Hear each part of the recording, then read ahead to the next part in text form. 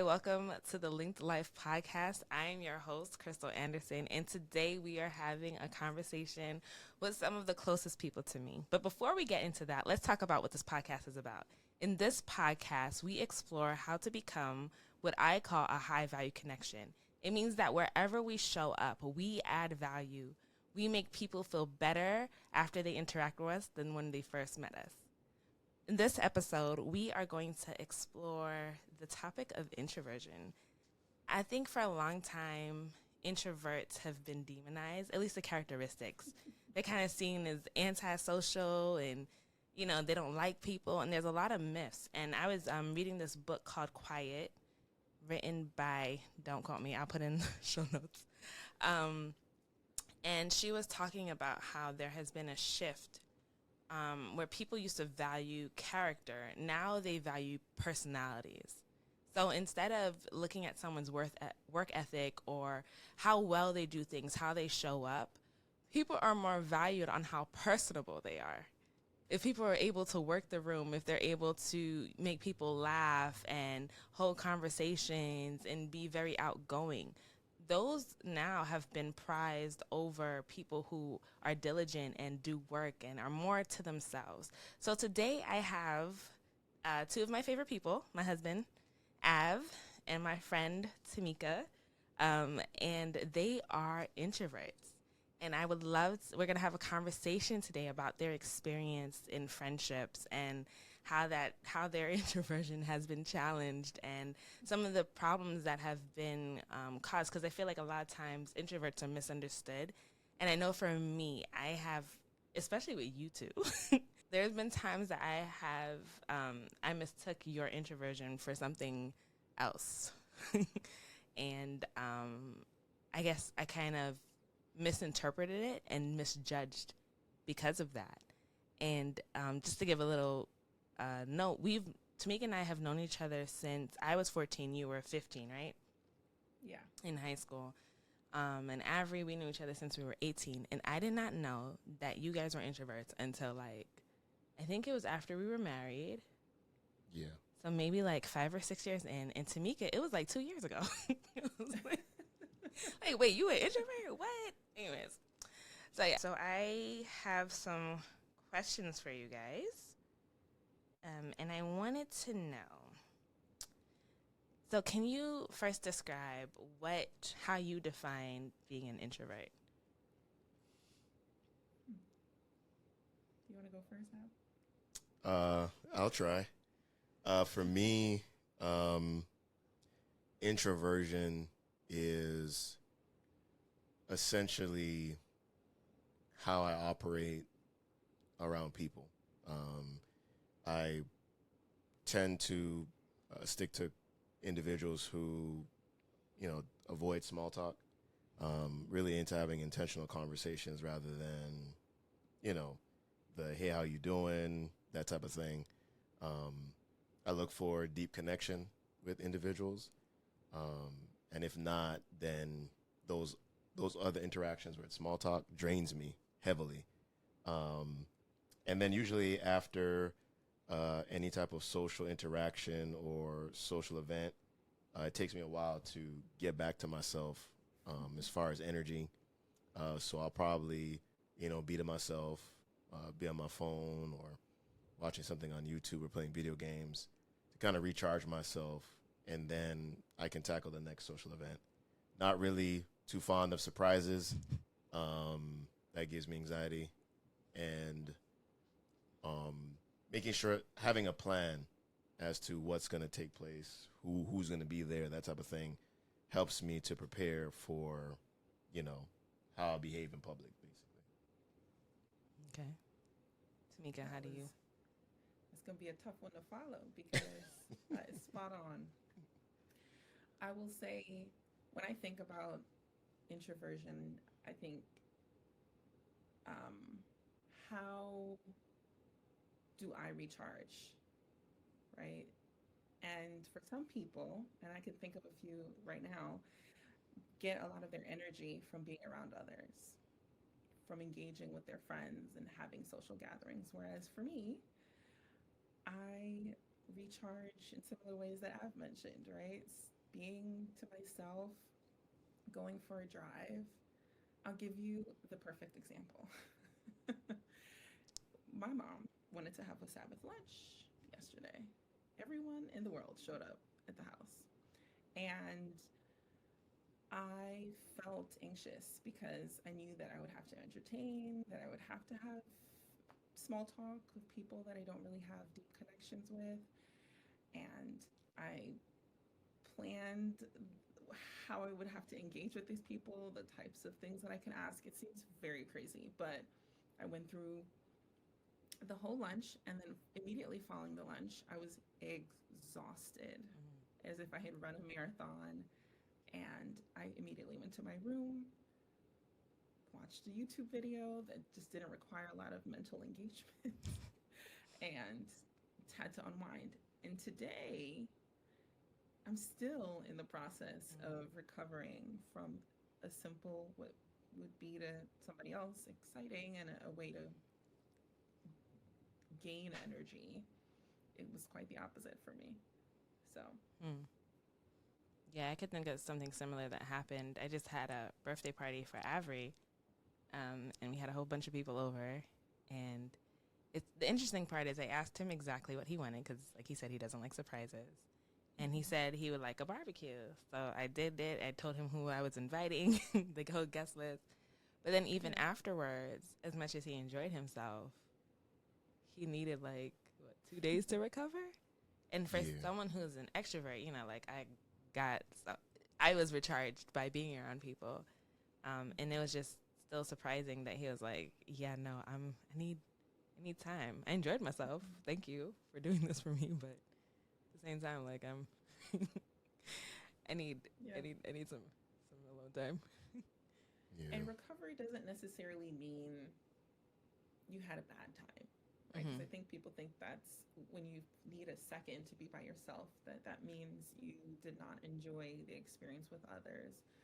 That's not the case. It's just it requires so much mental preparation and almost it's like acrobatics having these conversations that you just need a second to go to where you pull energy from, which is just being on your own. So that could be a drive. I love to drive with all the windows down, sunroof open, my favorite songs playing by myself. And that's just how I feel recharged.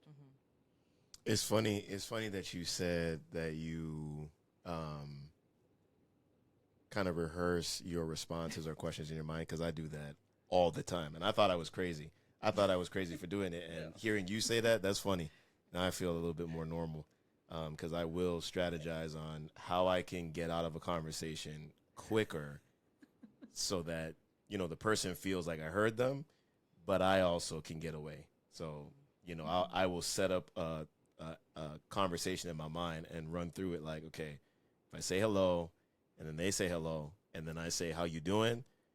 They might say this or they might say that. It might lead to more conversation. So I might be like, open-ended. Yeah, I just want to do something where it's like, yes, no. Yes. And then, kind of keep it moving. So I agree. 100%. I agree on Can that. I ask you a question though, Av? This is off script.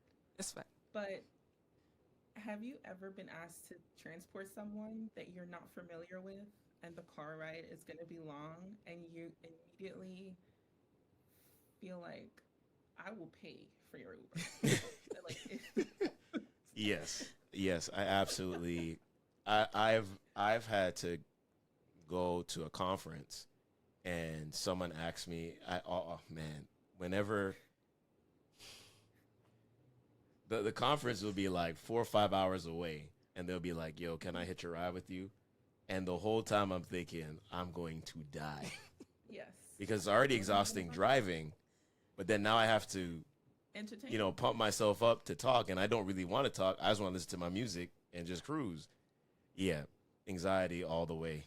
I'm sweating. I'm, nervous, and it's not really for any reason. It's just not comfortable. So yeah. There actually is a scientific reason, though.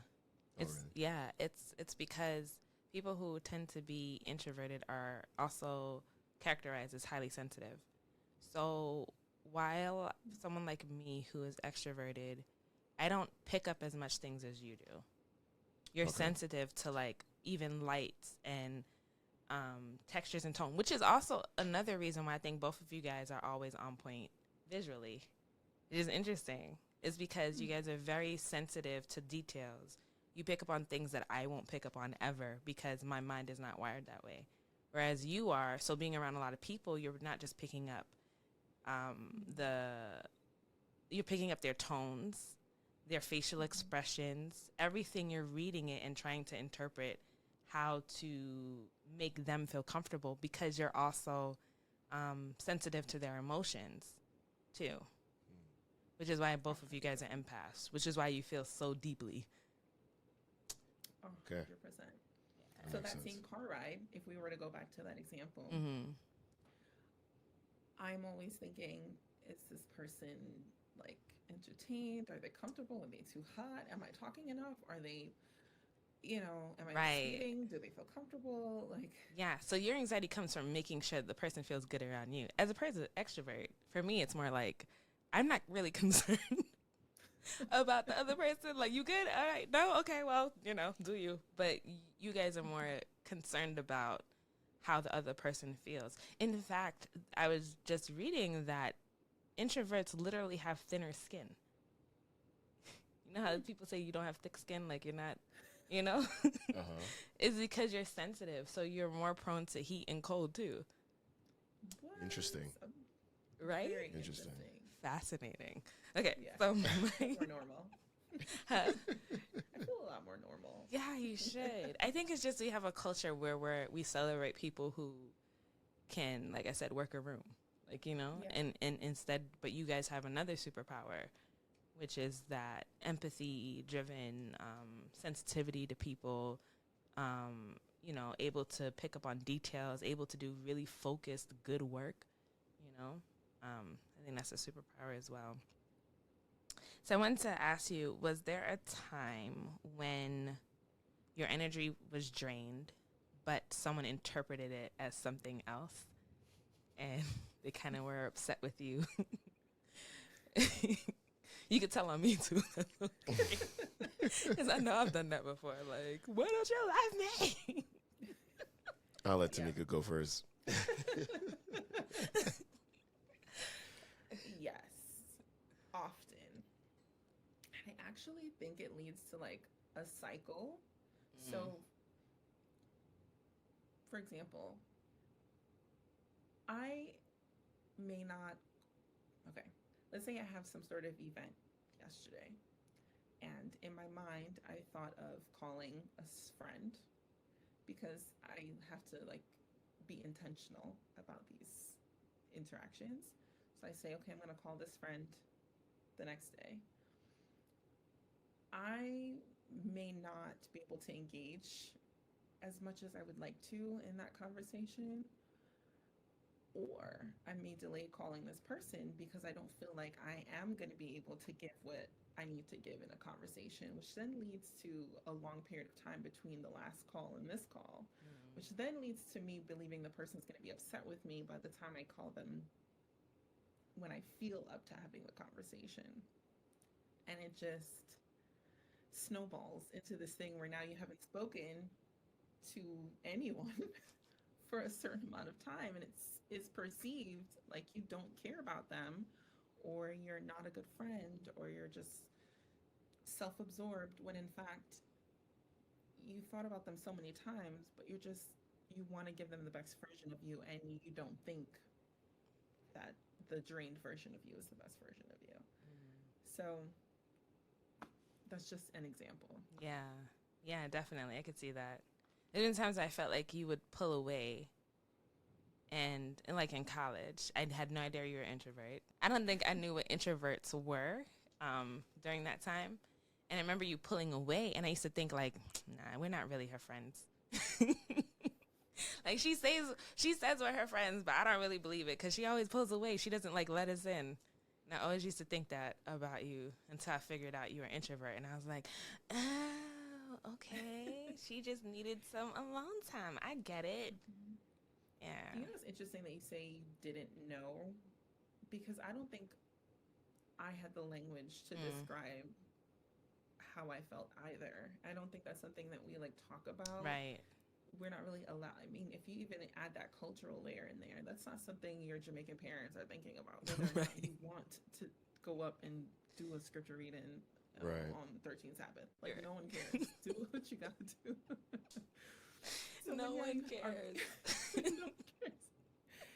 So when you have to now go to college and you have all of this interaction and you don't have these compartments of church friends, school friends, and then you get to go home, you live with these people.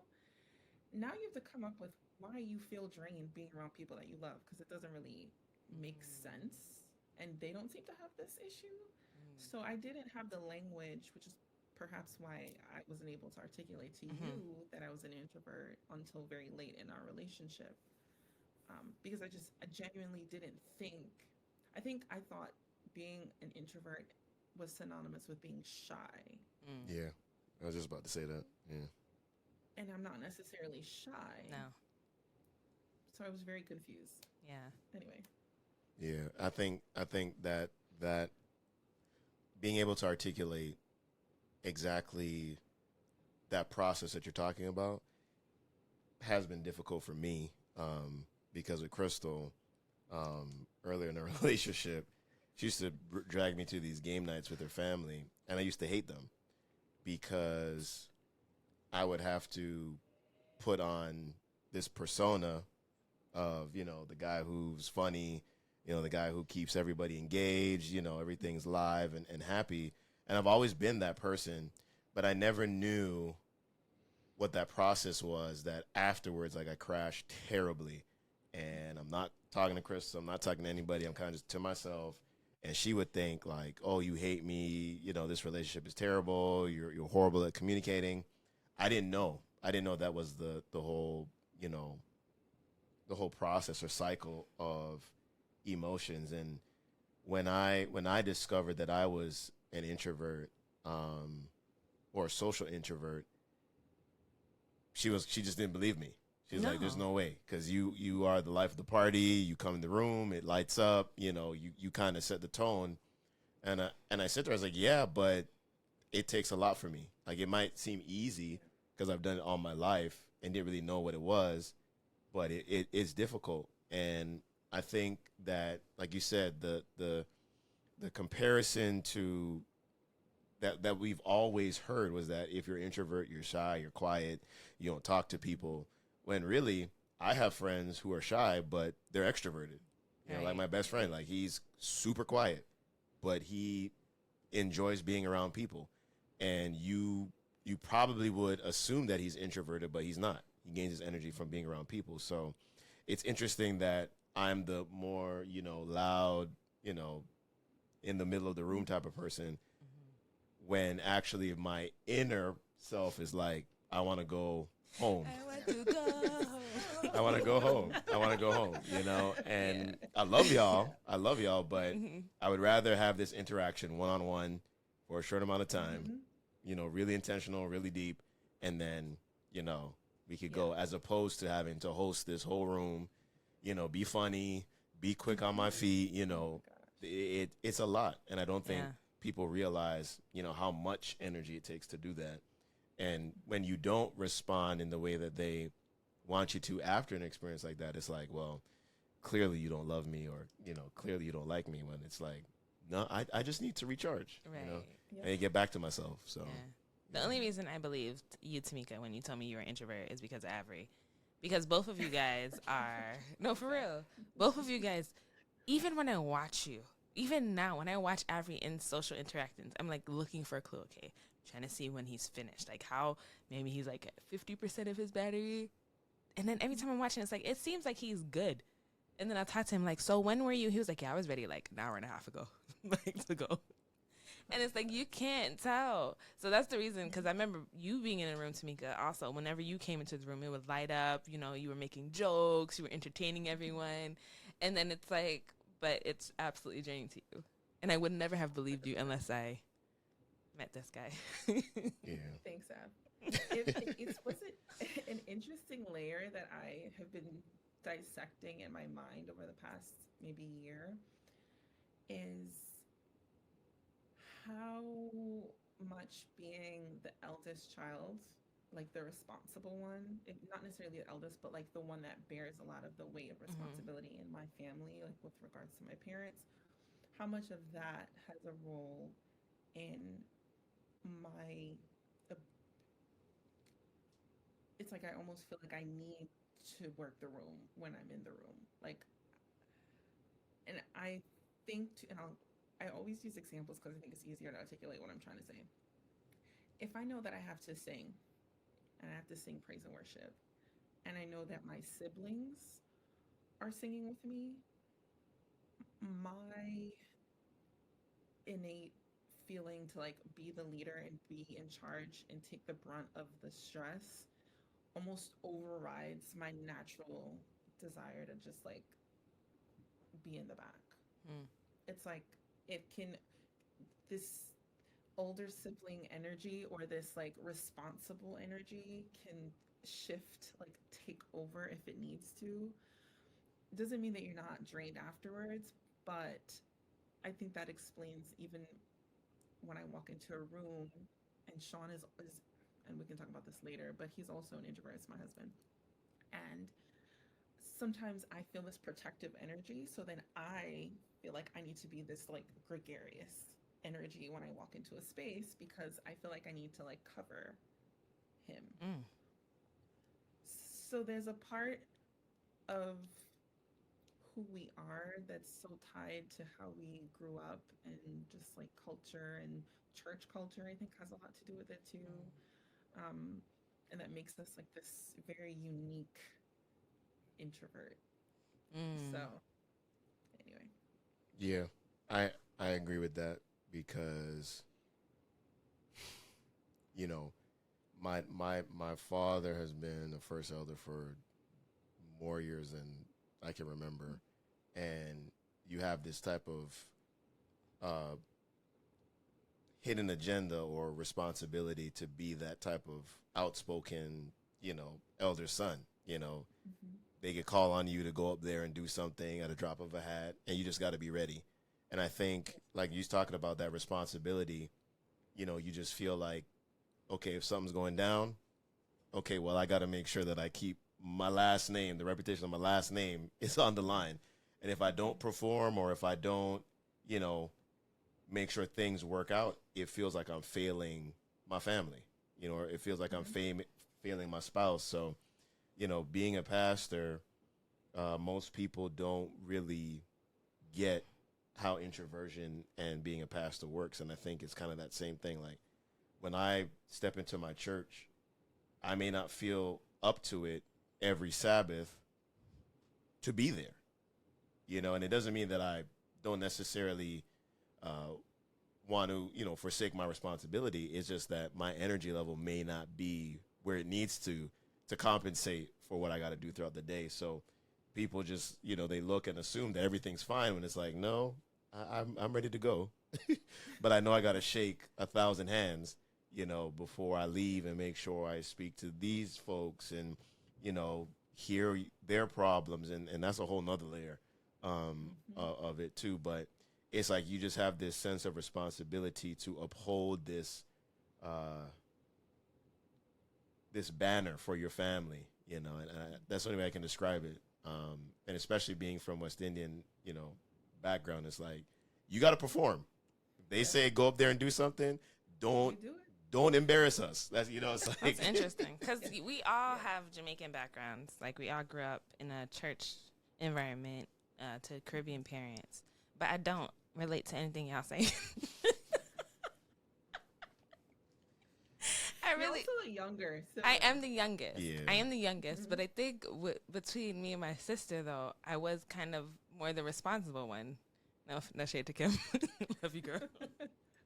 But she's not an introvert, though. She's not an introvert. She's an extrovert. But also, I don't feel like I felt that burden of I have to do it for my family. I think it comes from, the way God made you guys. Because I never felt that burden or responsibility to like, I have to hold up the family name, or even when you're talking about being a covering for your siblings and caring for them. I never felt that. Sometimes, like if my sister, if I know she was struggling with something, I'll try to be there to comfort her, but I never felt that enormous weight or sensing someone's energy, like what you said, when your husband, you feel that he's going into protection mode, so you become, the more outgoing one. To me, that takes a lot of energy. It does. It's for me to understand that, I have to be very intentional of like, okay, so like you're the details person. So like when we're going on a trip, Avrey will do all the things and he starts getting really stressed out. And for many years, I would just be like, oh my gosh, he's being moody. Like, why is he in a mood? And then after a while, I started to observe and be like, no, it's because he's thinking of all these things that I have not even considering. And I need to do my best to help carry that responsibility. But that's intentional. That's like focused, like, okay, Christal, we're going to be a good wife for this man. What does he need? What does he need? What does he need? And it comes so naturally to you. You don't even have to, it's part of your nature. So I think even with having the same background, growing up in a similar environment, I think you guys are just set up different, which is great. But I think it's the way you were created. And even in the book I was reading, introvert or highly sensitive babies react differently than extroverted babies. So they would highly sensitive babies are more reactive. They put something in front of them, the baby's swinging their arms and kicking their legs. And the extrovert's just like, cool. And it's because you're taking in so much information that we're not. We're just like, all right, cool. That's a orange toy. Awesome. And you're like, it's swinging. What is it going to do? Right. Is this going to hurt me? Do I need to move? Yes. Who do I need to protect? but I think it comes to being an empath. Like, I think we care a lot about how people think about us. Like, I don't want for a situation like, say, for instance, at the barbecue that we had for my birthday, I wouldn't want anyone to leave and say, oh, I didn't feel like I didn't feel like I had a good time because Avrey didn't interact with me, or he might have brushed me off, or or I felt like he was giving me the cold shoulder. I want to make sure that if you are in my vicinity, my presence, I want for everyone to feel loved, appreciated, cared for, like all of the things. And it's like sometimes it's like I want to turn that switch off, but I can't. Like it's like impossible. And I think it's the same thing with the expectations of our parents, family members. It's like I don't want my dad to feel like, yo, my son embarrassed me, and it's like, well, I don't want to ever sense that feeling. So I'll tell you this, like growing up, if I got in trouble, getting a spanking wasn't anything. But if my parents said that they were disappointed in me, forget it. I'm done. I'm done. Yeah. And I think it's kind of the same thing. Like, it's like you feel for people, and you want them to feel okay. Like you want them to feel honored. You want them to, you just carry that weight. And I think it's, you talked about the trips. I just want y'all to feel comfortable the whole time. If there's ever an emergency, I want to make sure I have a backup. And if there's an emergency to the backup, I need another backup. So I'm going to plan every single possible scenario in my mind so that when we're in the situation, you don't ever feel like, oh, man, Avrey dropped the ball. It's like, no, I'll make sure everything's good. If the ball is dropped, it's because that's your own personal thing. It's not going to be because of me. We're going to get from point A to point B in the most relaxed, comfortable way as possible, because I want you to be fine. I want Ed and Mateo and Judah to feel fine. I want everybody to be in that car like, okay, we good. That's just how, we process things. So I think it's just naturally being an empath, you just care about how people feel. 100%. I agree with all of that. Like, even with trips, I am the itinerary queen, honey. And I have an emergency kit. I'm always an overpacker because I'm just thinking about, like you said, the plan B and the plan C and all of that. And it could be even as simple as I'm in a class, the professor will ask a question, no one answers. It's awkward. I feel sorry for the professor. So now I put myself out there and answer when I know damn well I don't know the answer to this question. Yeah. But I just feel bad for the professor because it's like crickets. That's an example of how your empathy for people around you and how they feel can override your natural desire to just be quiet, and not necessarily quiet, but just like not have to engage when you don't feel like engaging. Yeah. That example you gave about the professor is been my life, especially in the church. Because it'd be like somebody's discussing something, and it's like I either have not read it, studied it, but because no one else is saying anything, it's like, oh, what do I say? What do I say? What do I say? And I'll be freaking out, and then all of a sudden I'll be like, yeah, so my thoughts on this are. That's so funny. And the whole time I'm just like, dang, this sucks. Right. Like, And I'm just like, ain't nobody answering. I feel guess bad you need for to the ask a better person. question. I'll be thinking like, oh, they sweating, they're worried, they're scared. And I'm just trying to figure out how can I help them from my seat. That's crazy. I'm literally like, man, guess no one has the answer. Time to move on. I wanted to ask you guys another question. Guess we kind of talked about this, but what are some things that you take into account when you're about to go into a social event? Dang. Man, I am the person that will ask who's going to be there. What time are people really going to show up? Is there going to be music, entertainment, and activity that we can be engaged without forcing it? I need to prepare that way, but also I think about what I'm going to wear. Like, I think what outfit is going to draw the least amount of attention, but look good enough to draw the least amount of attention. Very strange. But I think through all of these different variables and scenarios, and just like,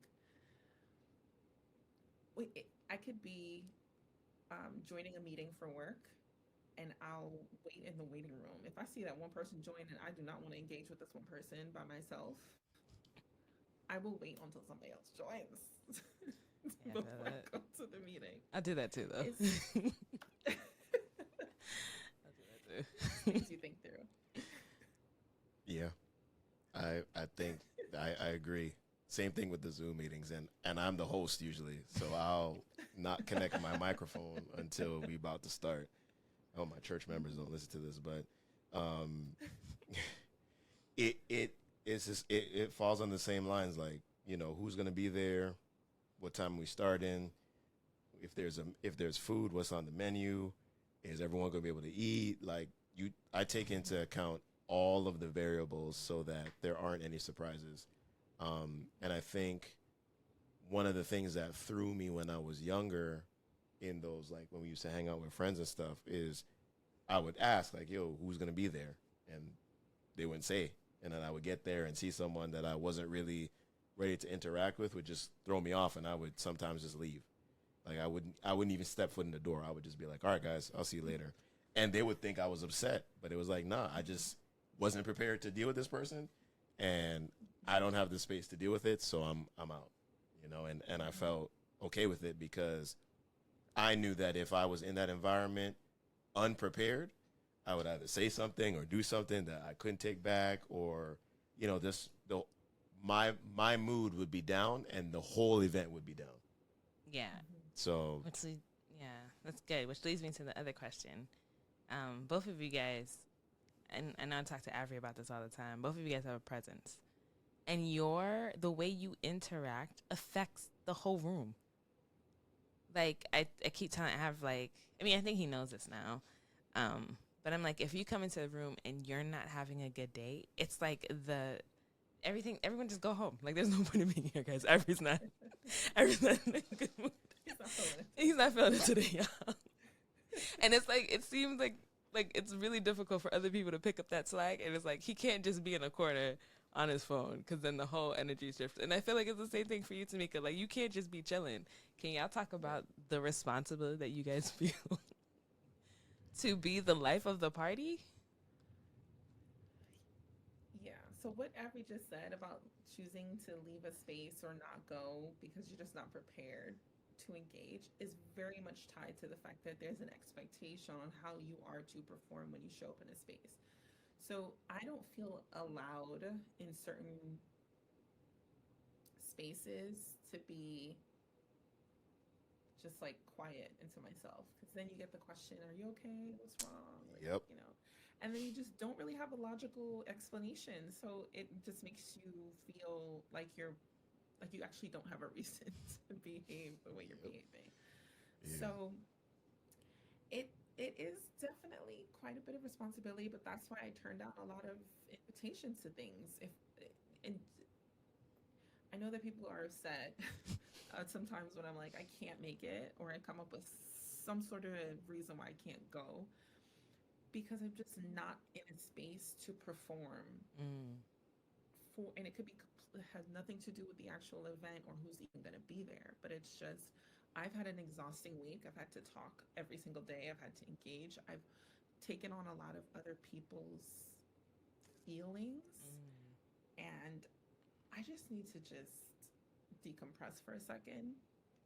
I cannot perform at this like level that I was giving you or that I'm expected to perform at.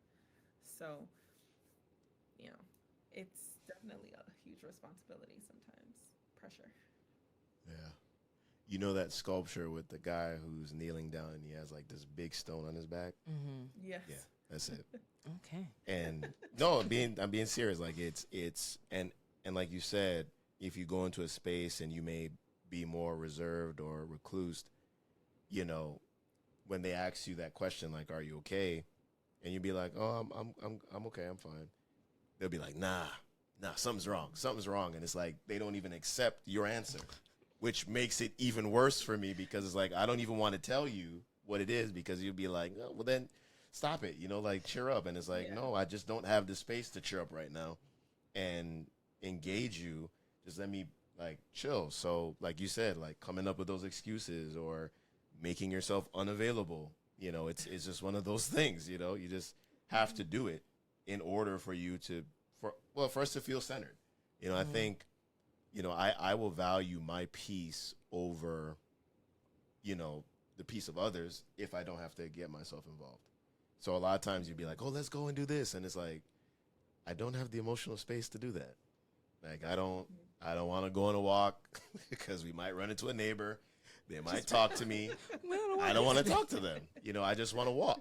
If we're going to walk, let us walk in a place where I know that not one person is going to be passing us or would be on the side of the road. And then in that instant, they're like, okay, no one's going to be there. And then that day, there'll be 1,000 people. It happens all the time.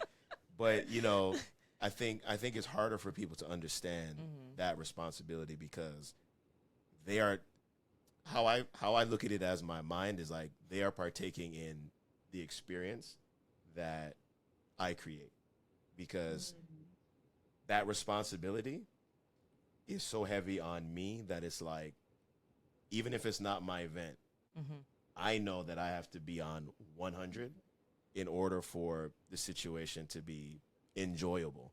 And people know that. They know it. They'll be like, okay, we're going to have something go down. Avrey has to be there. And I didn't sign up for that. You know what I mean? I didn't sign up for it. And you can definitely tell situations where if you're not on 100 and you're in the event, it's like, oh, that was a miss. That's what made me stop and forcing you to go to game night. Because after a while, you just gave up. You're like, I'm not performing. And you just sit there and be like, I don't care. And it was just like, oh, this isn't fun at all. Yeah. Like, that's all right, guys. Good night. We're going to go. Yeah. So it's just it's a great responsibility. Sometimes it's too heavy to bear. And, and I think it's also people's expectations. Like, they want us to perform. Yeah. They want there to be a vibe, And honestly, I take it as them being selfish because they know how far we're going to go to accommodate them. I don't think they know how much it costs you, though. No, they don't. Because I'll say that. I didn't know that it cost you anything. Because when I think about me showing up, it's so natural. It's not a thought. I'm not even concerned about other people's feelings. I'm just, having a good time. It's not something that I really have to overthink. But with you guys, there's like so many variables, and you're feeding off of other people's emotions, and you're calculating and preparing and having options A through Z. A through Z. Yeah. Yes. And, I think that's why people, if I say to someone now, I'm an introvert, they'd never believe me, because how I've shown up in the spaces that they've been in, I'm friendly, I'm engaging, I'm trying to connect dots, I want to make sure everyone's happy, I'm working the room. They have no idea what it takes afterwards. And sometimes I even feel like when I try to explain it, it sounds like an excuse. Like it sounds so different from how they move through the world, perhaps. Yeah. And I'm not sure what the percentage of people who are like really introverts are, but still are high functioning in social spaces. I'm not sure, but I feel like it's a small percentage of people that really operate like this. And so having to explain being trained, but still being able to function in a social setting, I don't know that it's well received, or that people really like. If I tell my friend, look, I'm not feeling socially prepared to show up in a space, she's like, girl, if you don't, like, they just doesn't believe me. She's like, I'm making something up. I think it's because we take it personal. Speaking as an introvert, I think I take it personal. Like, if you're like, introvert, you mean as an extrovert? My bad. As an extrovert, I think I take it personal. Like, it's like, I don't want to. I don't have the emotional capacity. Like, you don't want to hang out with me? Why? Why don't you want to hang out with me? And you feel like it's you, as opposed to the way the person is set up. It has nothing to do with the relationship or how much they love you, or how much they value spending time with you. It's just the way that they recharge. Right? Yeah. So I guess my other question, follow up to that, would be, how does extroverts support? Like, what would a extrovert who supports your introverted life look like? And that's a huge question.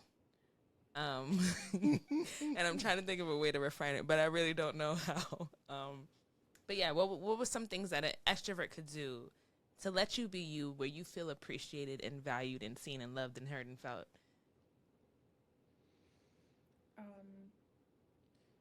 So I think something that even you and I have worked through, Christal, is taking the pressure off, like not taking it personal. Maybe you still take it personal, but you don't let me know that. Maybe not calling all the time, or not seemingly making a huge effort to like go to things, or I don't know how to explain it, but just taking the pressure off, because I already put so much pressure on myself. And like, let's say I didn't speak to you for a certain amount of time, and I call you or something. I don't get 5 minutes of, wait, where have you been? I've not heard from you, or whatever, just like beating me up about it. Not that you can't have your own expectations of how a friend should show up to you, and expressing that to me. But I really appreciate the grace and understanding that A, I need time to recharge. B, that not showing up in the way that you think I should does not mean I love you or think about you any less than you may think. Like, it's not a reflection on how I view our relationship. And I think that really makes for a good relationship. And also, if, like, I have some friends who, if I want to hang out with them on a one-on-one, there's always somebody else, like, invited or showing up, or like, just, I want it to be you and I. Like, I want us to have a deep conversation. To me, that feels really good. Whereas if every time I hang out, you got to invite everybody, it's a party. Yeah. So before Avrey talks, I don't take it personal when we don't speak every day, because I think I know your heart. Like, I know that you love me, so I'm just like, yeah. And then I'm not available every day, every week to always talk. So, I think as long as I know your heart. Like, I know, like, Tameka's my girl. She loves me.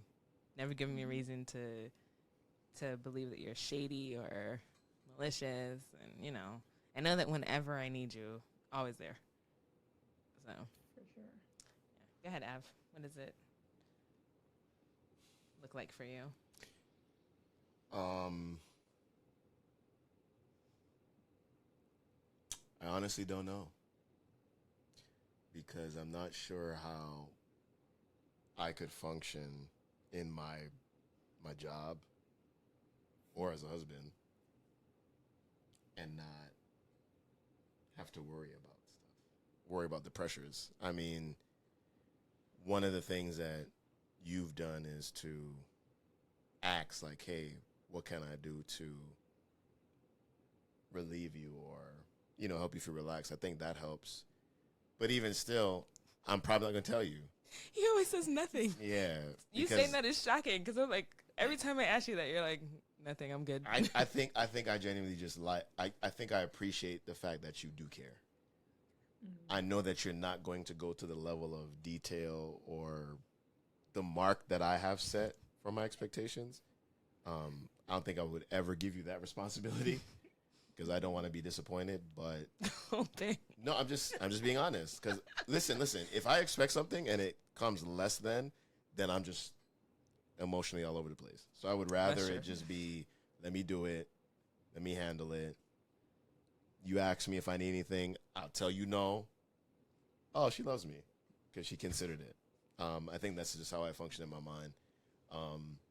You know, I think like what Tameka said about having the deep conversations one-on-one, I think as introverted individuals, honoring that and not letting it be, oh, let me add on this person or let me tack on this situation or, oh, let's go somewhere else. That to me is like, I'll put it this way. If you're dealing with someone who is introverted, you have to be intentional about how you interact with them. One, it helps us to better process our situations, our environments, but it also shows us that you actually care about us as a human, as opposed to, I know that if I hang out with Tameka or Av, it's going to be a good time, and that's all I'm looking for. I don't care what expense it is. I don't care, you know, what it means for them. I just want to have a good time to go to this restaurant, so I'm going to invite them, versus saying, nah, I truly care about this person, so let me figure out ways that I can be intentional to show that I appreciate them. So it could be, you know, to affirm or to have words of validation or, you know, a small gift or a token or, you know, something to say, I appreciate you. I know this is a lot for you. You know, let me check in with you. Like, are you all right? That type of thing, but not let it be a situation where you're just thinking about yourself only. Like, how can I make this situation fill your cup versus just mine? I think that's one of the differences with extroverts and introverts. Extrovert will go out and say, what can I do to fill me? Whereas opposed to, introverts are like, okay, how can I fill others? You know, and that emptying of ourselves is what drains us.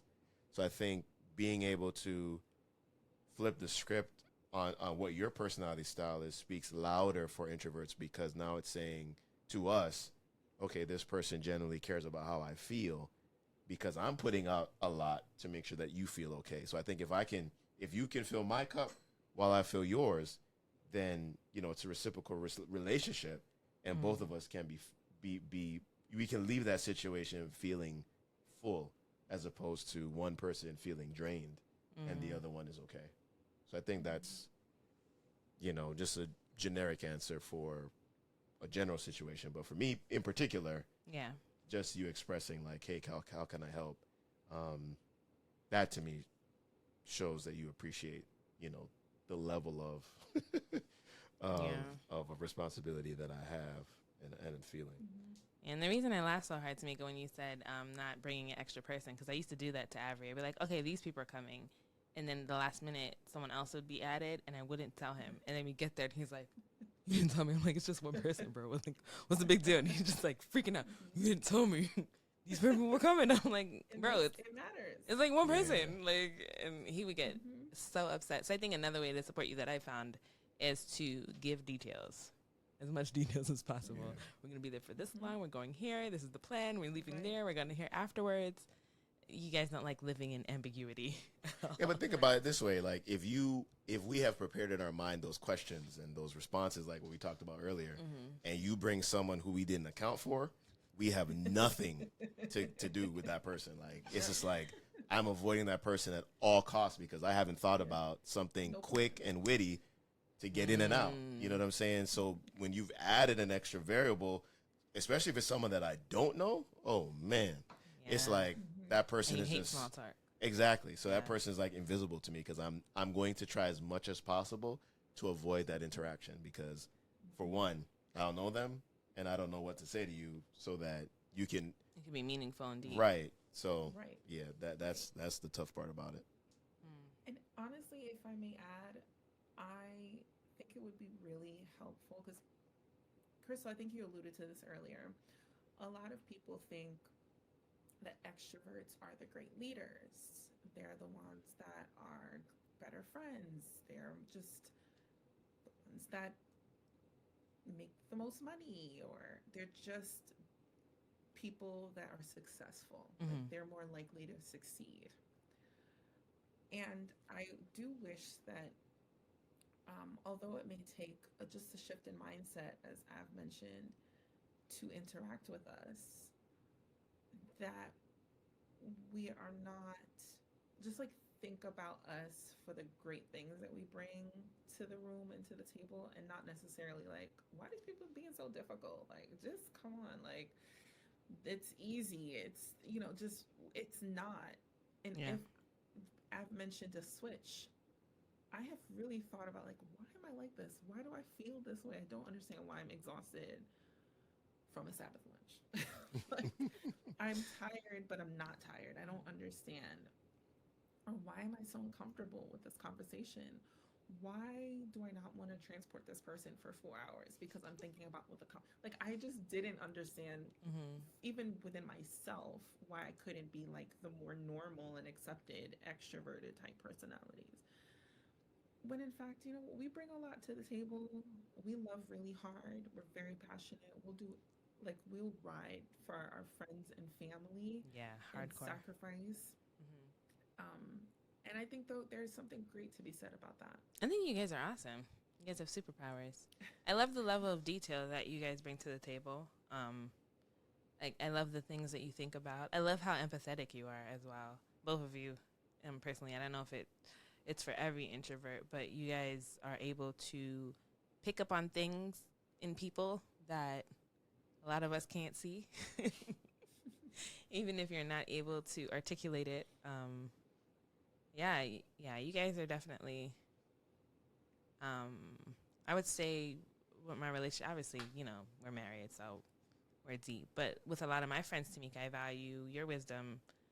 And I love talking to you because of that, those deep thoughts and, I don't know how to, just how deep you are. It's not going to be surface. It's not going to be something that's regurgitated.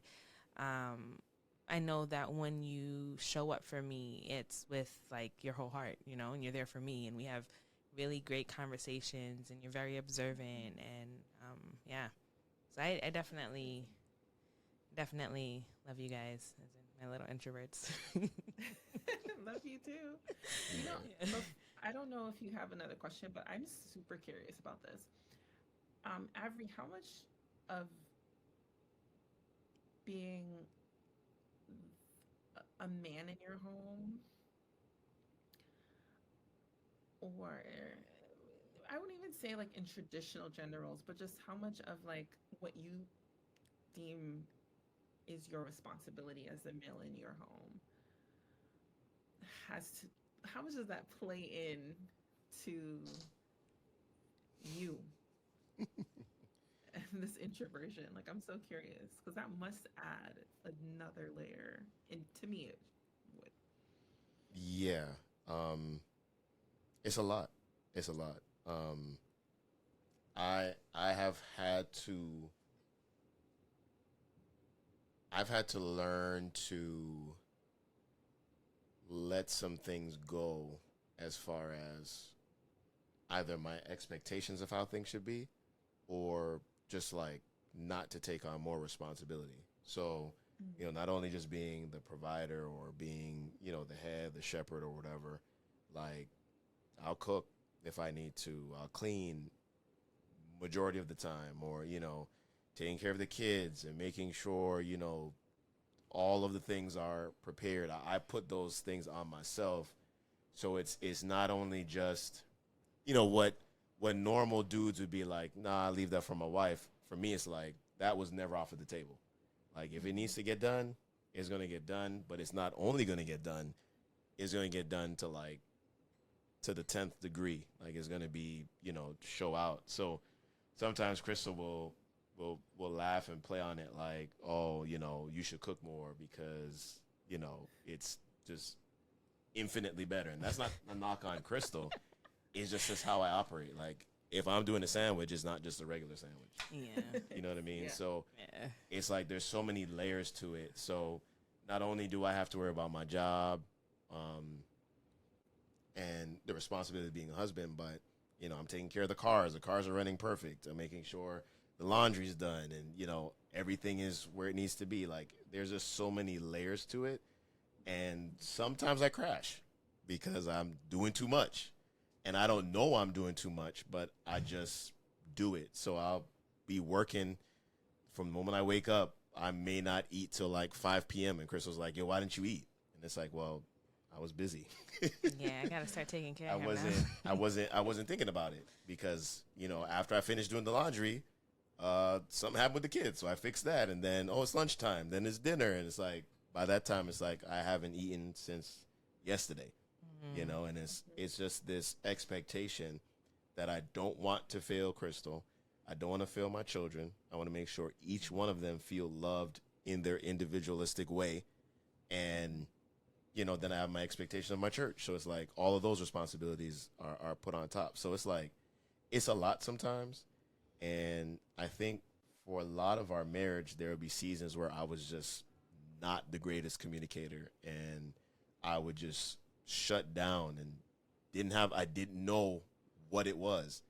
And Christal would be like, oh, you don't love me. This is terrible. I didn't sign up for this. And it's like, I know I didn't sign up for myself. Like, I didn't know this was my issue. And I think like having marriage counseling and therapy has definitely shifted a lot of things. So now when I have these expectations for myself and I wouldn't share them with Christal, now, since talking to my therapist, it's like, yo, you got to communicate your expectations.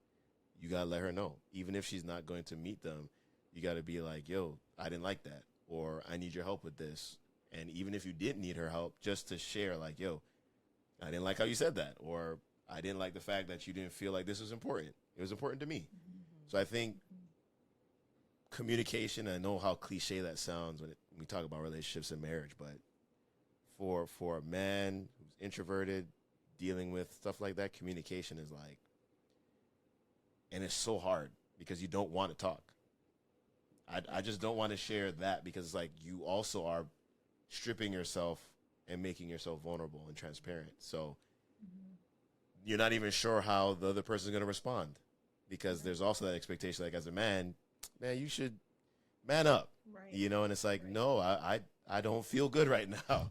I want you to see me. I want you to understand me for this brief moment, just so I can feel loved and appreciated. But I think, man, the communication part has really freed me from, I want to say prison that I was in, because it's like all of these expectations literally was like confining me.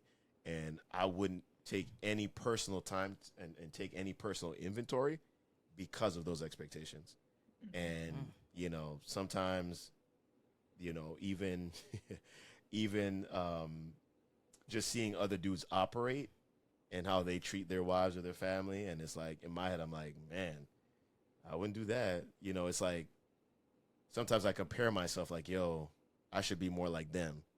But it's like, that's not how I'm made. So it's like, It's not your DNA. yeah. So I just have to like chalk it up to that's their experience. But for me, I'm going to be all things to my family because this is how I am. So. And then he's not even talking about the aspect of protection as the Yeah, man. that too. That's a huge thing, I think, for Avrey. He's very protective, and he wants to make sure when, like, even he's talking about going for a walk. He's thinking about all the things. Like, for me, it's just like, we're going on a walk. I've seen kids play outside by themselves. I think it's a safe neighborhood. That's all I need to know. Like, we're going. Avrey's considering all these different variables, and it's a lot. And I think the other piece too is that, like, I know with Tameka, you too, because I remember a few months ago I asked you like what your expectations are as a friend. Like, what do you want out of a friendship? And you couldn't give me any, because you're more concerned with how you're giving as opposed to what you're being given. And it's the same thing with you. Avrey never used to tell me when he needed help. Never, because I guess you were just so concerned about doing everything yourself. And then by the time you crash, It's too late. people on the outside are just like, what is the problem? Like, because they had no idea The levels. all the different levels that you were going through to get to where you are. So at that point, it's hard to explain why you're breaking down and silent or just like crying in the shower. Listen, Like, or not what even, happened? or You're having a fine. panic. You had a full panic attack in college, and everyone's like, "Yo, you're Tameka's friend. What's going on?" I'm like, I don't know. I have no idea, bro. Like, Panic attacks are real though. I have no idea. They're real. Yeah. Yeah. And I thought it was dramatic. I mean, again, this is the cultural layer where it's like, what is that? Right. You know? Yeah. Panic? What are you talking about? Panic? Pray. Yeah. Pray this morning. Right. Read your Bible. You know, so I just didn't even, again, I didn't have the language. I didn't know why I was feeling the way I felt and why what seemed like it should be a simple interaction or simple, it's just, why is it bigger for me? Why am I overthinking everything? I didn't get it. But to have the language was really important, and to have conversations with like-minded people, I just felt so seen, understood, heard, less crazy. Yeah. And yeah. Do both of you have mostly extroverted or introverted or equal mix of friends? I think mostly extroverted, and actually Sean is an introvert, which is very interesting. Yeah. But he's an introvert that's like shy. Okay. Also. So it makes me play a role of extrovert in most of the situations we're in together. So it is almost like being with extroverts anyway, because I have to perform like an extrovert in that. So I think I have mostly extroverted friends besides my husband, to be honest. Yeah, I think it's mostly extroverts. That's so funny. When you say that to me, I can think about like when people come over our house and I say I'm getting ready, and Avrey's downstairs. Avrey will come upstairs to get me, be like, "Listen, Hurry up! they're here. What are you doing? Come downstairs now." Yeah, I don't. Anyways. Sometimes they come early. You know, you're not ready. Yeah. There was another thing I wanted to talk about. We're gonna wrap up soon, but Avrey, I know like when it comes to like greeting people and being friendly, Avrey's friendlier than I am. Like if I don't feel like I don't want to talk to you right now, I won't. But Avrey feels this obligation to say hi to everybody and their grandmother. And I'll just be there like, all right. And you were saying something about since you're already uncomfortable, it is not much more of a stretch for you to make yourself even more uncomfortable and just greet everyone. Yeah, but I think it's the extension of being an empath. So, again, I put this unrealistic expectation on myself to make sure everyone feels the same way in the room. So that's why I'm already uncomfortable. So it's already an L, right? So at that point, it's like, I just got to do what I got to do to get through the situation, because I know I look forward to the time when I need to recharge. So I will just get through what I need to get through, fulfill those expectations or unrealistic expectations that I have in my mind for what people will think of me. I will just satisfy those things so that I'm good, and then once the situation is done, I'm done. Like don't look for me, don't check me. You know, it's just gonna be me on my phone, laying in my bed until I feel okay. So that's just kind of how it is. I've already lost because I'm already in an environment that I don't want to be in. So I might as well do what I need to do it to the best of my ability, and then know that I look forward to driving home and, you know, getting back to my safe place. So yeah, I think Tameka, you're the same way, because I remember I think I sang at your church one time, and you took your time to say hi to everybody. I don't think I've. I don't think I always do that. Yeah, and Ab's right. It is most certainly an extension of being an empath, right? Because you do not want people to be uncomfortable, and because we are like constantly feeling, I feel like energies.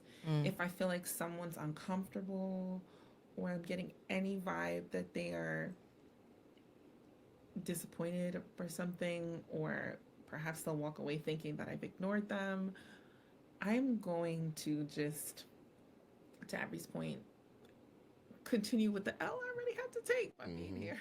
Exactly. You know, it's sometimes I feel like my brain is in constant assessment of, it's like constantly calculating, like, okay, what needs to be done, whose feelings, like, it's just like, and I think that's why it's so exhausting, because you're just always assessing your environment and taking in information. like, Yeah. Yes, always. So it's definitely exhausting being us. Now that I talk about it, As opposed to me, I just go in the room like, hey, or not. Right. Like, if the idea that I would ignore someone or give them a casual hello is so uncomfortable for me. Like, I have to be really upset with you to just pretend you don't exist. That's crazy. Or to embarrass you, seemingly. I don't ignore people, but I will say that if I don't feel like going out of my way to say hi, like, let's say I'm just tired, it's been a long week, and, you know, we're not that close, and I think in my mind, okay, they may feel some ways if I don't say hi to them. It's more like, you know, I don't feel pressure to go out of my way to, like, give them a hug or greet them, like, make it personalized. Hey, how are you doing? Like, no, we're not. Yeah. But I do think in a way it also minimizes further interaction. Because if I greet you and I say, hey, how you doing? Nice to see you. Da da da. How's your day going? All right, you know, God bless. I'll see you later. It definitely minimizes further interaction, because I've dealt with you, and now I've moved on to the next person. I finished them, and I just worked the room to finish everybody, and then I have done what I needed to do, and I can sit down by myself for like 2 seconds before I have to do something else. Interesting. Because for me, and I don't know if this happens to you, if you have to speak in front of a bunch of people, but whenever I have to preach a message, I am also looking at how people react to what I'm saying. And I want to make sure that everyone is like, you know, they're engaged, they understand what I'm saying, that it's making sense. If I see a couple people like dozing off, I'm destroyed. I just automatically wrote off that sermon as not good. And I'll talk to you and you'd be like, oh, it was great. I loved it. Yeah. And I was like, what? But sister so-and-so and brother so-and-so was nodding off. You don't even tell me that's why that you asked But me that. I just feel like, you know, my expectation is that I spend so much time to make sure my message is good, so that everyone can be satisfied with it. And if I see someone sleeping, and it may be because they were up late Friday night, you know what I'm saying? Yeah. It's not me, but slept in. I just put that expectation on me for everyone to be engaged. So working the room and greeting folks and how I portray myself or how I look or how I, you know, handle my conversations are all a part of that, you know, that extension of being an empath. Is just like, I want to make sure that everyone feels good, that they could never say, Avrey made me uncomfortable, or, you know, I felt like he ignored me, or, you know, he doesn't like me, you know. And it's always interesting when I have those conversations where someone says, oh, I feel like you don't like me. It's like, what? Shocking. It's like, no, Yes. that could never be. Because I put on so that you Yes. can feel that I like you. So it's like, With so much It's effort. almost Right. offensive. it is. It is Yeah, crazy it's to like, me. What? No. I extended myself to the point of discomfort Exactly. to make sure that all you guys feel heard and seen. So there's Yeah. no way. Yeah. So it's just one of those things we do. Yeah. And to your point, it's so interesting because as you were talking about how you may observe how people are receiving your message, I can't even tell you how many times I've turned down a request to lead praise and worship or a request to speak, just anything that involves observing or making sure people are engaged with what you're doing. Because there's so much pressure on.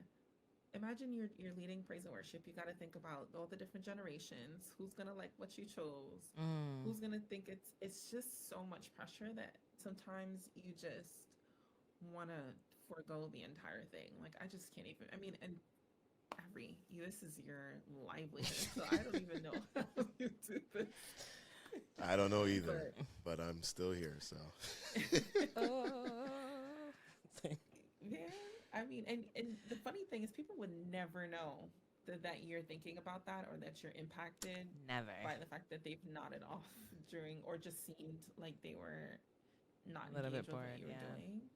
But that plays a huge role in how much upfront things that I do because it is. I'm looking out. I'm trying to make sure that everyone's engaged and enjoying themselves. It's a lot of pressure. Yeah. most definitely. Yeah. And I would say that a lot of times, seems like people are drawn to you. Like, I know, like, Avrey doesn't like going out with me, out, period. So, like, if there's an errand that needs to be run, a lot of times, you know, he'll request that I do it by myself because he doesn't want, like, people interacting with him. And when I go out, I don't normally get just, you know, like, hey, how are you? I remember one time we went to Walmart, and this guy told Avrey his whole life story. Mm-hmm. And I was like, what is happening? That never happens to me. And then, Tameka, I remember, especially after choir rehearsal, you were always in the back with someone crying to you. And I'm like, how does Tameka always get herself in these situations? I don't know. And we value those interactions, and you want people to feel comfortable and safe speaking to you. And so you share things you may not even have otherwise shared because you want them to feel comfortable and less alone. You may sometimes I'll go even conversations. I'm like, I was said way too much in that, but I just wanted this person to feel heard and understood and loved so much so that you'll sacrifice your privacy a little bit just because that empath part of you overrides the part to be quiet. Yeah. I don't know. We'll go on vacation and we always come back with these new friends that we'll meet. And I'm like, and I'll try to be honest with people now. I'm like, look, I'm probably not going to be engaging with you once we leave out of here, but I am here. Right. I value this moment. I value this moment. No, it's true. It's true. I remember I went to Popeye's drive-through, and I was telling Chris, I was like, "Yo, is there something on my face that says talk to me?" Or Right. like, I'm in my car in the drive-through, and this guy is behind the counter ordering his food. This dude bends over the register to say hello to me, and I'm just like, "Hi!" Like it was so strange. Like I don't understand how I get in these situations. Yeah. People overshare, and it's like, okay, I just wanted to buy some lettuce. Can I just buy some lettuce and leave? It's just it's interesting, but Yeah. I think people feel the energy, they feel the warmth, so The genuineness. Yeah. Yeah. So to wrap up, I'm going to ask you guys a couple questions that I ask everyone. So the first question is, tell me about a simple act that someone did that had a positive impact on you. Okay. Well, I mean, even in this conversation earlier, you said, Tameka, I appreciate these things about you, how you've shown up, or I know that you're a friend that will show up if I need you. That to me speaks volumes, and it feels really good because it shows that, like, even though I don't show up the way maybe an extrovert would show up, or maybe like a typical friendship would look, you recognize that I do make an effort and I do love you. And there's nothing more enjoyable than knowing that someone sees you, hears you, and really recognizes your intention. Yeah, I think I can agree with just your words. Well, an example, your words to me of affirmation or validation is speaks volumes more than anything really. Because I think, like we were talking about, just the thought of being taken for granted is hard for me to process because I try to make sure that I value all of my interactions with people. So I think being seen, being heard, is huge for from anyone, and I think if that doesn't happen, it takes a little bit longer for me to recharge. If that makes sense. Because it's like, well, I put out so much and I didn't really receive any type of like, hey, thank you for looking out for us, or thank you for doing this, or Pastor, we appreciate you. That to me is like, will speak volumes more than, gifts, anything really. But just to be seen, to be heard, to be understood, that type of thing. Has there ever been a time where you felt like someone did something and you're like, yo, they see me? Has there ever been a situation like that?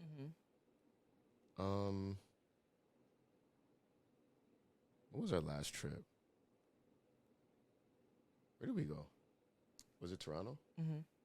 Yeah, I think we were packing, and I was like on 1,000 because of all the details. And you looked over, and you're like, "Thank you." I'm not thinking about any of this, but thank you. I think that joint just settled me like instantly. Really? Yeah. Okay. You said it, and I felt it. Okay.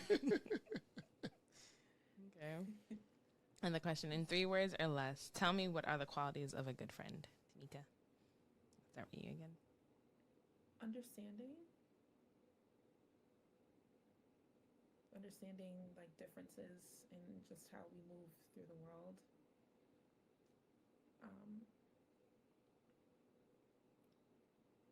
Genuine, right? So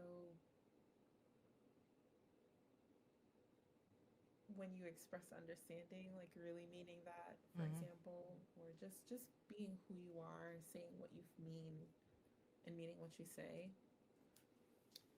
And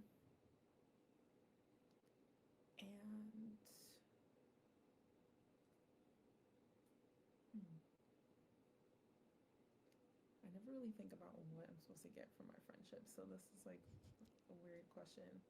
I don't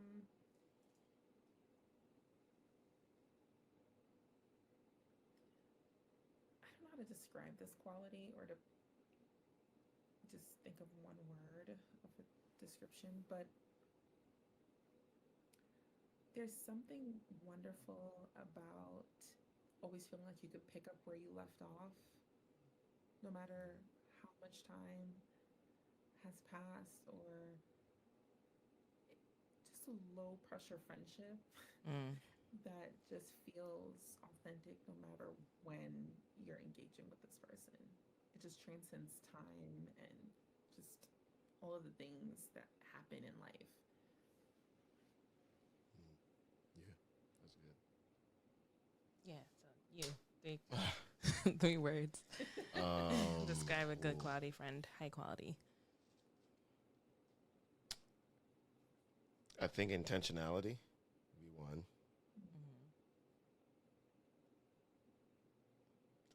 Trustworthy. How could I forget that? I would say sacrificial. I know that's like so abstract, but like I think I don't even know how to describe it. But essentially a friend that's willing to forsake their own expectations of you, to be there, to be present in that moment with you.